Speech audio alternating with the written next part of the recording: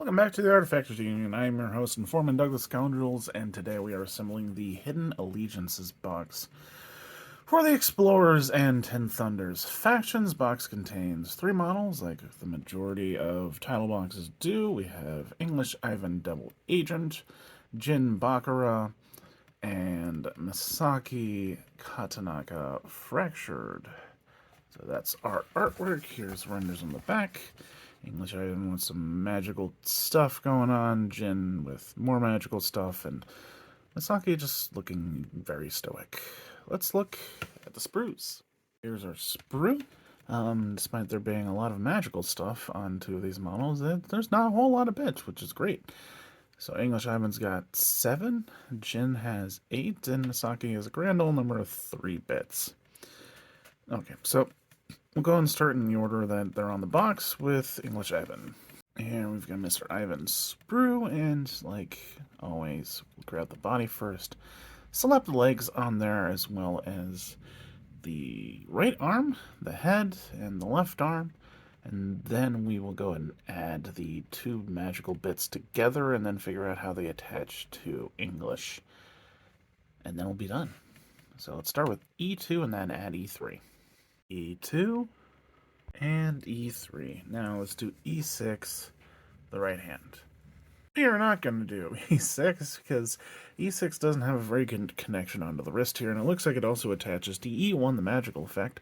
So we're going to attach E1, the magical effect, to the body first, and then once that's done, we can glue E6, the right arm, on, where it'll connect to the 2 bits it's supposed to connect to. So the big connection point between English Ivan and the magical effect will connect right here on the coat, and it'll also connect to other parts of the coat. But you can see the big obvious hole that'll be filled in, and that is going to be right here, and it'll connect along here as well. So I'll show you what that looks like. Okay, that looks good. Look at it from the different angles to see how it's glued on.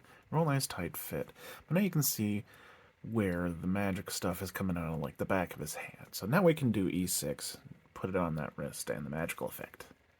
Yeah, that connects a lot better than just trying to jam it on the wrist without anything else to connect to. But now let's continue on and do the head, E7. If it wasn't obvious from the render, he's looking in the same direction as his hand. So that's the angle you're looking for. Pretty solid connection, though. So let's go ahead and now do his left hand and the staff, which is E4. Sadly, there isn't a second connection point to make this obvious, so I had to just try my best to match it to the render. However, if you do it at a different angle, I don't think it's going to hurt anything. It's just not a solid connection point. You can really twist that wrist any way you want, intentionally or unintentionally. Okay, let's do E5, our last bit, the shield. Right, we're looking at it upright from the perspective of English Ivan. Our 3 connection points are going to be right here in the corner, right here, and right here. And they will correspond to up here, right there, and that one. And that slots in without a lot of pain. He's all done. Let's get him on a base. English Ivan Double Agent is done.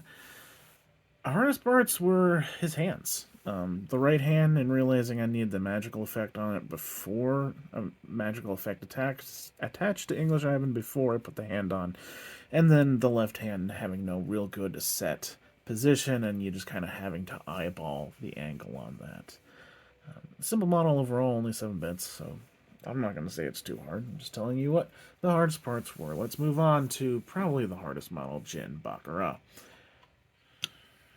Okay, on to Jin. He hopefully is not going to be too difficult, but the connection points look pretty small and slightly complicated. On the instructions, at least. So let's go ahead and grab his torso, D7, add the legs. We'll do both the right and the left arm, and then the head, and then we'll figure out the 3 magical bits. I believe this one goes on his waist, this one on his shoulder, and this one attaches to his legs. So right, D7 and then D8. Starting with D7.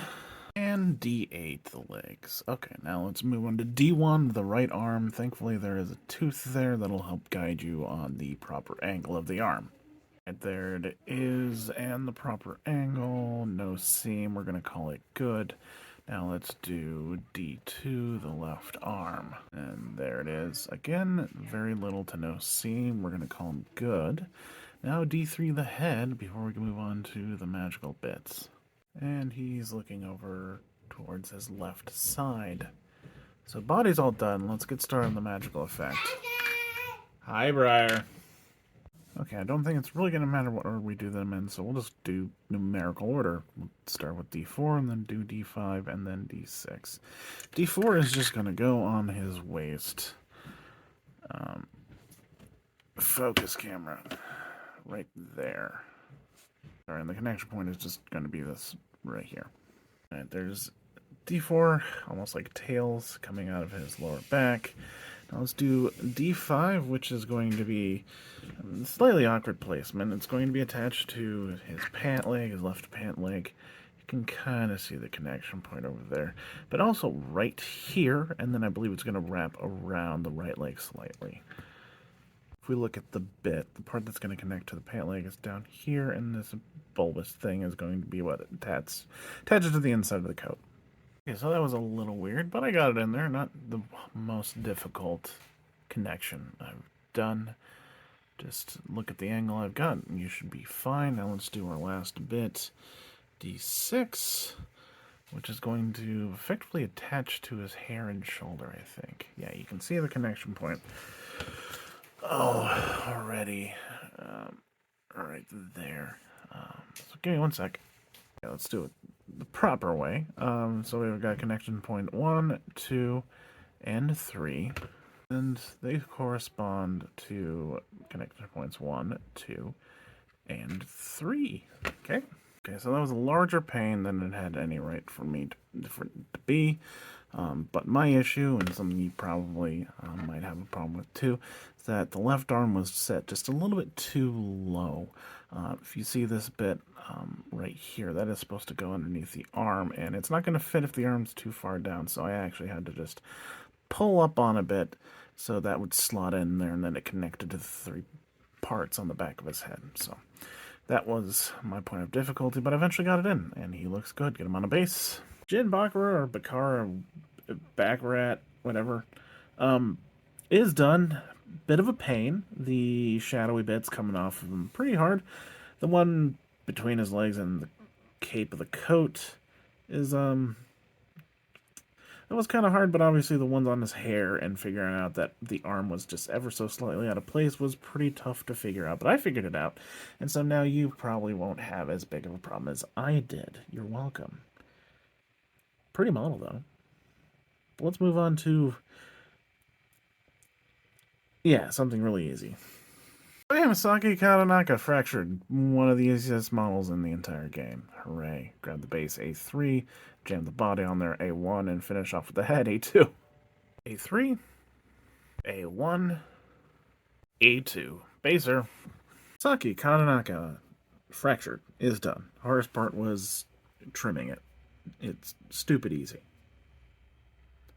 Let's look at the whole box now, shall we? The Hidden Allegiances box is done. We have English Ivan Double Agent Jin Baccara and Misaki Katanaka fractured. Yeah, Jin was the vast majority of the difficulty on this one, with a little bit also going towards English Ivan with his staff hand, as well as figuring out how the right hand is supposed to interact with the rest of the model, but still pretty easy, and Misaki was stupid simple.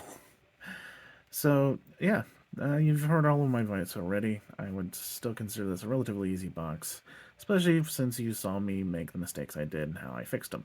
Alright, so, you have a good night. I have been your foreman, Douglas Scoundrels, helping you build a better Malifaux.